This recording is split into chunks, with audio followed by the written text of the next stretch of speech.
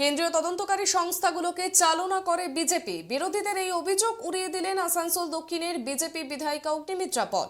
কুন্তল, শান্তনু, অনুব্রত মণ্ডল ও তার কন্যা সুকন্যা দুর্নীতি করার পাশাপাশি প্রচুর মানুষের স্বপ্ন চুরি করেছেন, তাই তাদের প্রতি কোনো সহানুভূতি নেই বলেই সাফ জানিয়ে দিলেন অগ্নিমিত্রা।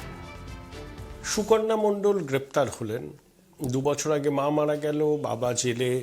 আমি সুকন্যাকে ডিফেন্ড করছি না, কোনো একটা মতও আছে যে ইডি আর একটু মানবিক হতে পারত। মানবিক যে কত মানুষের ক্ষতি করেছে তার বাবা, কত মানুষের স্বপ্ন চুরি করেছে এই কুন্তল, এই সুবীরেশ, শান্তনু, এই ধরনের মানুষরা। পুলিশকে বোম মারো কে বলেছে? তার বাবা। এবং এতদিন তো আমরা ভাবতাম সুকন্যা বোধহয় সাধারণ সামান্য ইনোসেন্ট একটি মেয়ে। এখন তো শুনছি যে উনিও নাকি যথেষ্ট তার সে ছিল, কোন টাকা কোথায় কোন ব্যবসায় লাগবে না লাগবে। অ্যাডাল্ট তো, কেউ তো হাতে ধরে তো তার বাবা তাকে দুর্নীতি করায়নি। দোষ করলে তো তার শাস্তি পেতেই হবে। আজকে যারা এখনো রাস্তায় বসে রয়েছে, যে ছেলে মেয়েগুলো চাকরি পায়নি, তাদের মধ্যেও তো অনেকে আছে না, তাদের জন্য আমাদের কষ্ট হয়। তাদের কষ্টটা দিচ্ছে এই ধরনের মানুষগুলো।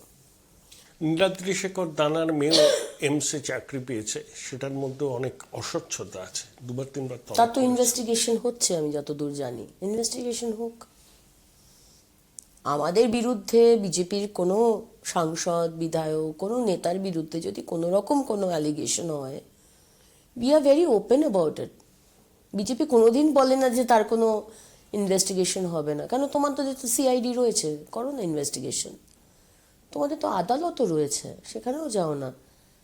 শুধু হাততালি পাবে, চিপ পাবলিসিটি পাওয়ার জন্য একটা ডায়লগ বলে দেবে, কাউকে অ্যালিগেশন দিয়ে দেবে, আর তারপর সেটাকে নিয়ে আর প্রগ্রেস করবে না। এটা তো হতে পারে না। মানুষের পারসেপশন আছে এই পার্থ, মানিক, এই জীবন কৃষ্ণ অবধি থেমে যাবে, কারণ আপনাদের সঙ্গে তৃণমূলের একটা অদ্ভুত বোঝাপড়া আছে।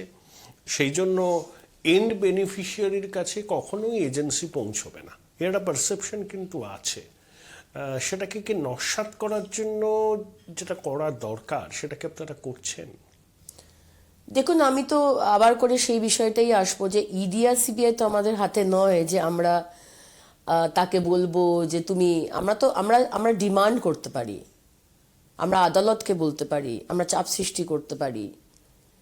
আমরা তো বারবার বলছি যে আমরা তো দেখতে পাচ্ছি এ ধরছে, ধরা পড়ছে, ও ধরা পড়ছে, কুন্তল, হ্যানা না, কিন্তু মেন কার কাছে 75% টাকা গেছে সেটা আমরা জানতে চাই।